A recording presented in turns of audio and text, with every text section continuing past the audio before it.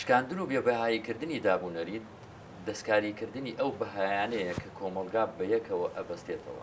پێ دووە دابوونەریتیان شکاندووە؟ زۆریش بە زمانێکی ئاسایی و سادە و ساکار من پێت بڵێم، بە زمانێکە بێئەدەبی نەبێت لە ڕووی جەنابەت و بینەر و بیسەری ئەم بابەتە.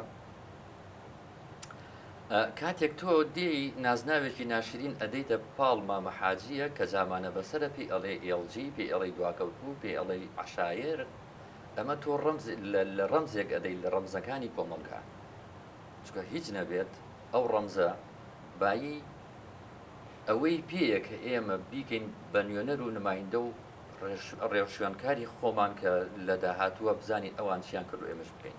چکە وێ ڕایبوونی تێبینی لە سەردابوونەریت، بەڵام کورد تاکەنەتەوەی لە ڕۆژەڵاتی ناوەڕاستان مێژووی دابوونەریتی ئێمە لە مێژووی هەموو ئاینەکان کۆمترە.